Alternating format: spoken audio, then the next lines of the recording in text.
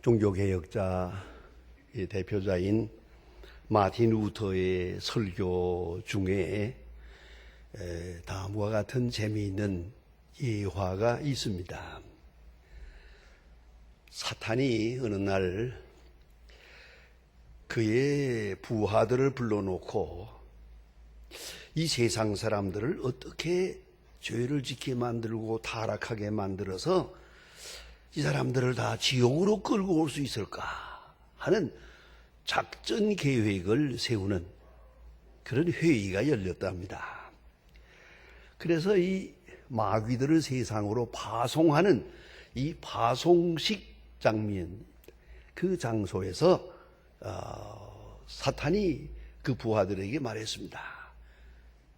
너희들이 지금 세상으로 향해 나가서 많은 사람들을 유혹해서 죄에 빠뜨려서 지옥으로 끌어와야 하는데 너희들의 마음속에 작전 계획이 있냐? 스트래티지가 있느냐? 어떻게 가서 유혹을 해야 많은 사람을 타락시킬까?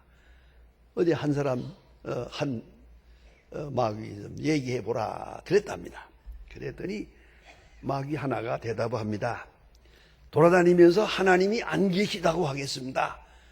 하나님이 안 계시다고 하고 안 계시는 것을 믿게 되면 사람들이 죄에 빠지게 되니까 나는 하나님이 안 계시다고 돌아다니면서 전파하겠습니다. 그러니까 사탄이 하는 말이 그거 오래 써먹은 거야. 그 방법 가지고는 안 된다. 그러더랍니다. 또 다른 마귀가 말하기를 나는 지옥이 없다고 하겠습니다. 지옥이 있다는 것을 사람들이 믿지 못하게 되면, 부인하게 되면 사람들이 타락하고 죄에 빠질 거 아니겠습니까? 그런 거로 난 지옥이 없다 하는 그런 말을 소문을 내고 다니겠습니다. 그랬더니 사탄이 빙그레 웃으면서 그렇지 않아도 안 믿어 그러더랍니다. 또 다른 마귀가 말했습니다. 나는 사람들에게 고통을 주겠습니다.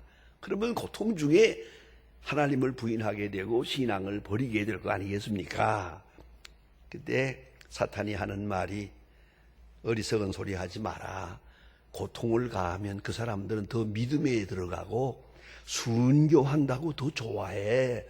그러니까 그 방법 가지고는 안 된다. 그러면 어떻게 하면 좋겠습니까? 아주 괴수 사탄이 마지막 말을 합니다. 그냥 가서 이렇게 말해라. 서두를 것도 없다. 천천히 예수 믿으라. 그러라고. 여러분, 많은 것을 생각해야 하지 않습니까? 우리가 뭔가 좀 알아요. 느껴요. 그런데 서두르질 않아요. 천천히 그러다가 일생 다 가지 않았습니까?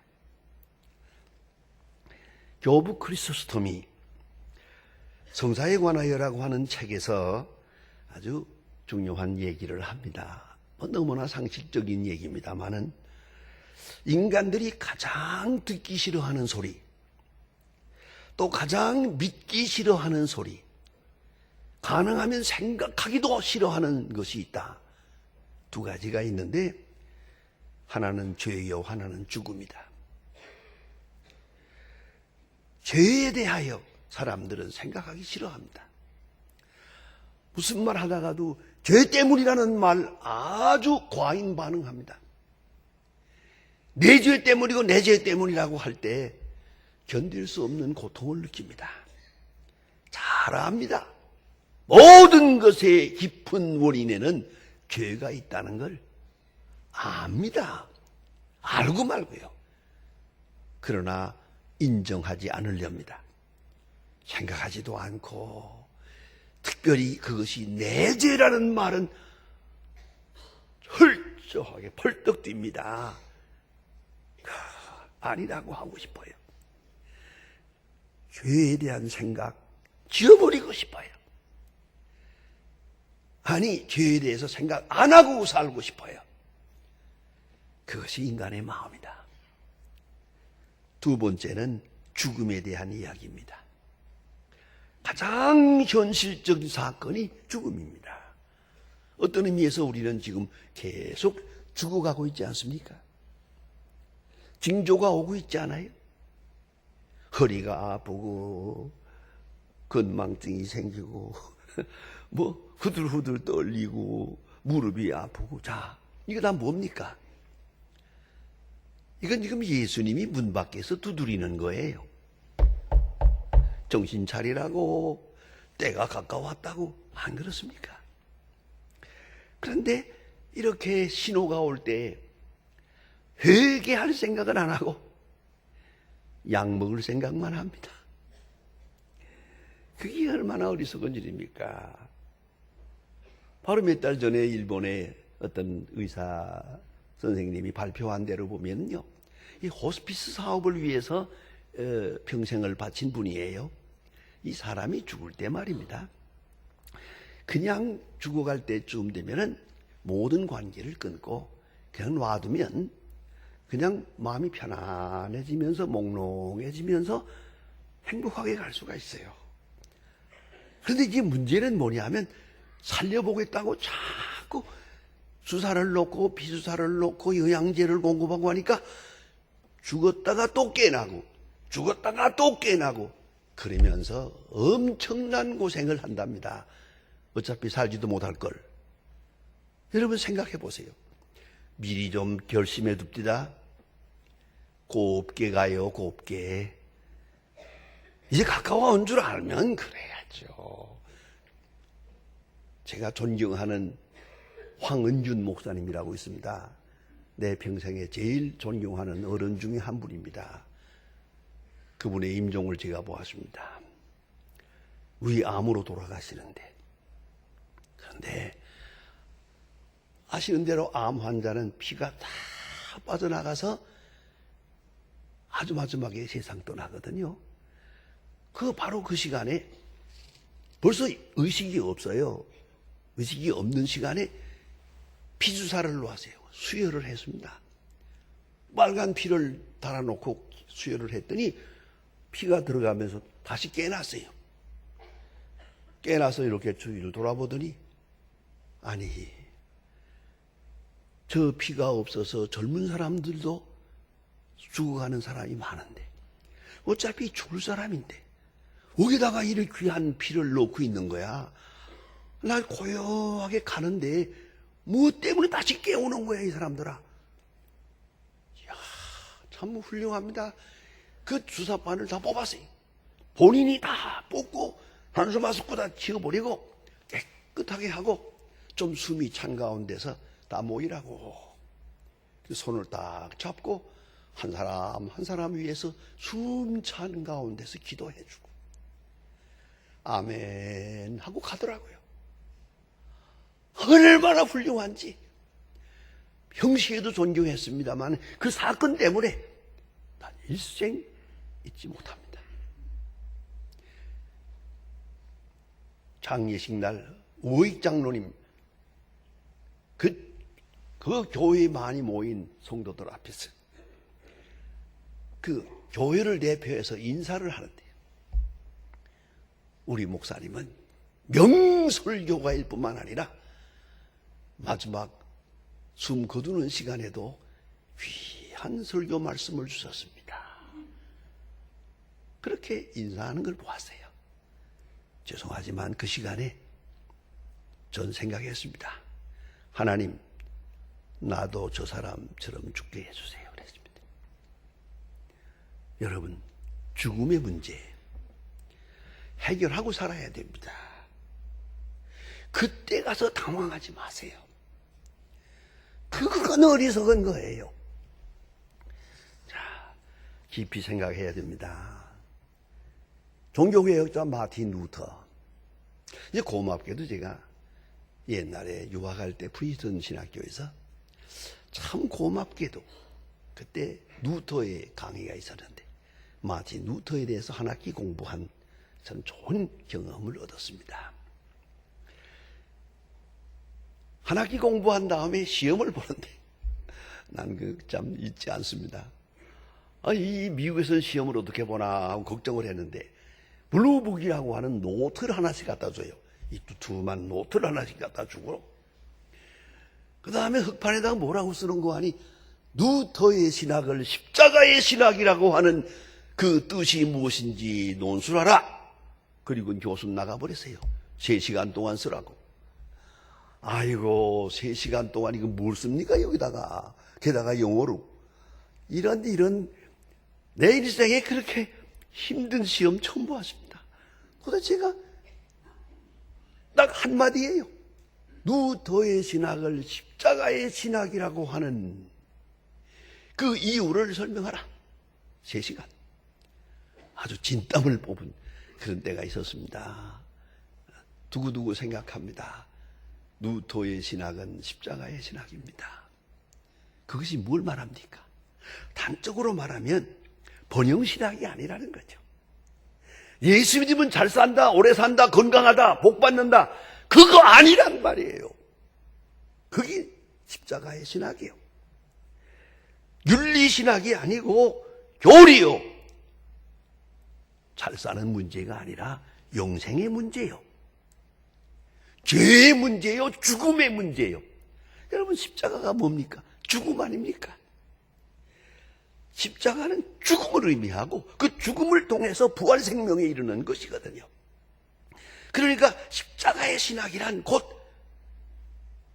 죄인이 하나님의 자녀되고 영원히 죽을 자가 영생을 얻고 죄사함 받고 생명에 이르는 바로 그 핵심이 십자가란 말입니다. 이 놀라운 기적은 솔라 피데, 오직 믿음으로 말미암아 이루어진다. 그래서 이 루터의 신학을 강의하는 그분이 내놓은 책이 있어요. 그 책의 제목이 Let God be God. 아주 참 함축성 있는 얘기예요. 하나님으로 하나님 되게 하라. 우리가 하나님 앞에 나가서 하나님으로 하나님 되게, 하나님을 하나님으로 섬기랬죠. 하나님 앞에 하나님을 하나님으로 섬기는 그게 바로 믿음으로 사는 것이다 라고 말합니다. 율법적 행위가 아니라 오직 믿음으로, 오직 그 거룩한 의로 구원에 이르는 것이다.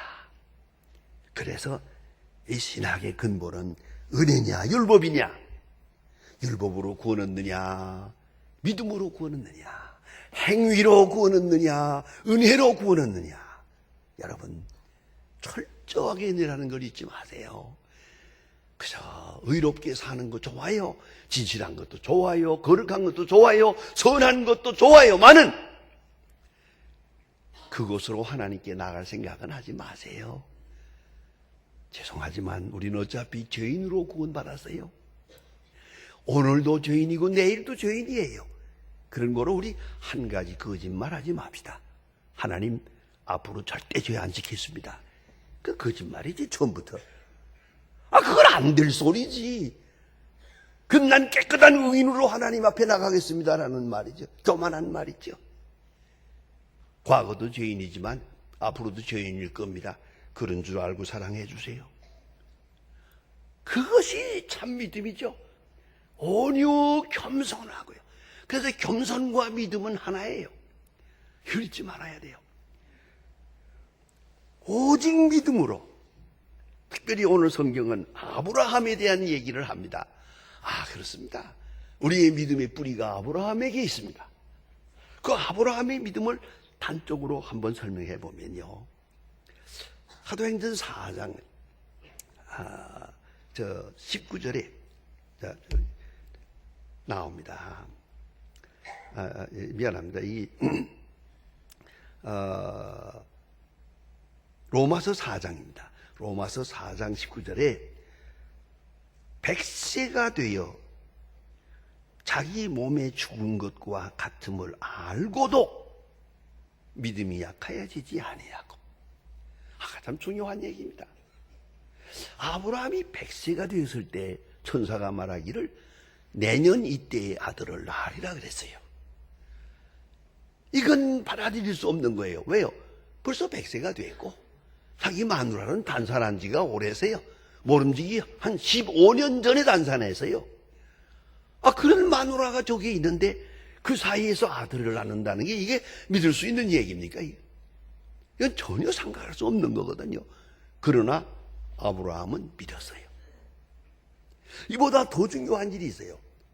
하나님은 이 약속을 주시지만 아브라함이 이걸 수용하기에는 자격이 모자라요. 그동안 너무 실수를 많이 했어요. 아들을 주신다는 말을 듣고 25년 동안을 기다리다가 지쳐가지고 그만 그는 실수를 했어요. 그래서 이스마엘을 얻었어요. 벌써 이스마엘이 벌써 14살이 됐어요. 어지러운 과거, 휘청휘청한 그 부끄러운 과거가 있잖아요. 믿음대로 살지 못했어요. 아들을 주신다고 했는데 끝까지 기다리지 못했어요. 이렇게 많은 실수를 하고 허물이 있는데 허물인 그 부끄러운 아브라함에게 아무 말도 하지 않고 내년 이때에 아들을 낳으리라. 어찌하면 좋겠습니까? 하나님, 이건 말이 안 됩니다.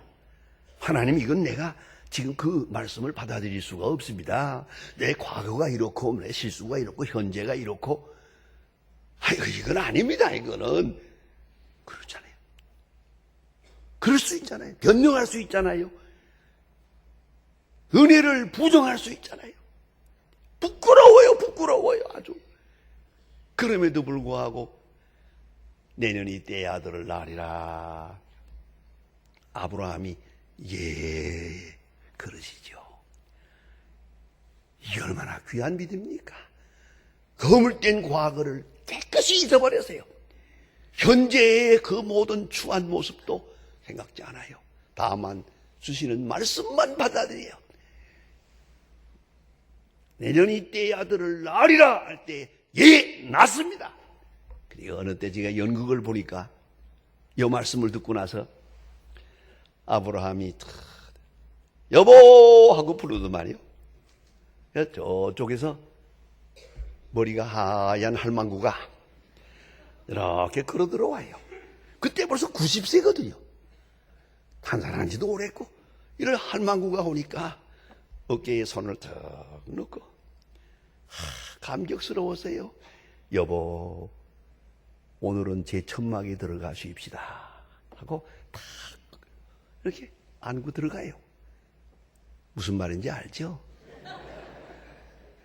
자, 이게 귀한, 이게 믿음이라는 거예요. 그냥 하나님이 아들을 주신다는 게 믿습니다 하면 그거 아니라니까요. 저 여자를 사랑하라. 다시 사랑하라. 다시 신방을 꾸려라. 이거요. 원점으로 돌아가서 놀라운 이 하나님의 말씀에 대해서 그가 그대로 수용을 하고 순종해서 이삭을 얻지, 약속의 자녀 이삭을 얻잖아요. 이게 아브라함의 믿음이에요. 성경은 로마서 이렇게 말해요. 죽은 것과 방불한 가운데서, 그래서요. 생리적으로는 그렇잖아요. 죽은 것과 방불한 가운데서 하나님의 말씀을 믿었어요. 이건 자기의 의가 아니에요. 자기의 거룩함도 정결함도 아니에요. 오직 말씀을 받아들이는 거예요. 내가 너를 사랑한다. 받아들여요. 너는 내 아들이라. 받아들여요. 내가 너를 통해서 천하 만민을 구원하리라. 받아들여요. 믿습니다 하고 그냥 수용하는 거예요. 믿음은 수용이에요. justification, 내가 너를 의롭다 하노라 하면 나는 의인인 줄 알아야 돼요. 너는 선하다 하면 선한 줄 알아야 돼요. 너는 착하다 하면 착한 줄로 알아야 돼요. 그렇게 받아들여야 되는 것이에요. 이것이 바로 믿음이에요. 여러분 잘 아시는 대로 탕자가 돌아왔잖아요. 탕자는 부끄러움이 많아요. 고개를 들 수가 없어요. 그러나 아버지는 말합니다. 너는 내 아들이라. 이 탕자는 모든 부끄러움을 물리치고 극복하고 아들 된 신분을 지켜라. 이제부터 이 얼마나 아름다운 얘기입니까? 의롭다 한다. justification이라는 말은 의인이 아니에요. 의롭다고 인정해 주는 거예요. 그럼 하나님이 인정하면 나도 인정해야지. 이게 바로 믿음이란 말입니다. 자기 의를 버리고 하나님의 의를 받아들이는 겁니다. 오늘 성경은 말합니다. 성령으로 시작했다가 율법으로 마치겠느냐? 그래요. 처음에 우리 믿음 시작할 때 다 이렇게 좋은 마음으로 시작해요. 이제 신앙생활 하면서 점점 믿음은 떠나고 행위만 남아요. 그래서 믿음으로 구원한다고 하다가 어느 때부터 행함으로 구원하는 거로 바뀌는 거예요. 그때부터 문제가 시험에 빠지는 거예요. 이걸 우리가 잊지 말아야 합니다. 어웨이크닝 교회라고 하는 교회 설립자인 닐 콜 목사님의 본질과 사명이 찾는 교회의 재탄생, 교회의 재탄생이라는 아주 유명한 책에서 말합니다. 일보다 관계성이 중요하다. 업적보다 중요한 것은 우리 마음의 믿음이 중요한 거예요. 탁월함보다 진실함이 중요하다. 재주 부릴 것도 없어요. 큰일 한다고 할 거 없어요. 그래서 중심의 진실함이 중요하고요. 해답보다 신비가 중요하다. 그렇습니다. 이거 신비로운 역사입니다. 제가 중국 선교한다고 한때 많이 중국에 내왕했습니다. 그러면서 저와 같이 늘 만나던 하나의 좀 재미있는 분이 한 분이 있어요. 중국 종교국 부주석인 이름이 당회장이에요. 그래서 내가 당회장 그러는 분이 있는데 아주 좋은 분이요. 여러 번 만나고 그랬는데요. 어쩌저래서 한번 한국에 오고 싶다고 그래서 그러라고 한국에 왔어요. 저희 교회에서 이렇게 예배를 드렸어요. 그리고 갔지요. 딱 생전 처음 딱 한 번 예배 드리고 갔지. 그래서 옆에서 물론 통역해 줬습니다만은 뭐 몇 마디 통역했겠어요. 그런데 그래가지고 갔는데 그 다음 날 만나서 하는 말, 제 마음을 뜨겁게 했습니다. 내가 50년 담배를 피웠거든. 내 목사님의 교회에 가서 뭐 별로 많이 알아듣지 못했지만 그 분위기 속에서 예배 드리고 돌아왔는데 담배를 딱 끊어서 담배 생각이 전혀 없어. 그거 신비롭더만. 그래요. 적어도 이 정도의 신비는 있어야 믿는 거 아니겠어요? 믿음으로 인하여 신비를 체험하는 거예요. 그것이 병이 날 수도 있고 새 사람이 될 수도 있고 새로운 지혜를 얻을 수도 있고, 여러분 라이프 스타일이 바뀌는 거죠. 신비로. 여러분 시작도 끝도 오직 믿음으로, 오직 믿음으로 그 믿음 속에 있는 새로운 신비로운 변화를 매일매일 체험하며 사는 것이 성화의 과정입니다. 기도하십니다. 하나님 아버지, 저희들의 믿음이 약해질 때 새 믿음을 주시고 지난날의 실수와 허물로 인하여 고개를 들 수 없을 때 다시 찾아와서 새로운 각성과 믿음을 재촉하시는 주님, 그 놀라운 은혜를 진심으로 감사합니다. 모든 어두운 과거를 십자가에 묻어놓고 새롭게 시작하면서 오직 믿음으로 의롭다함을 얻고 오직 믿음으로 거룩함을 얻고 오직 믿음으로 영생을 얻는 하나님의 사람들 되게 해 주시옵소서. 예수님의 이름으로 기도합니다. 아멘.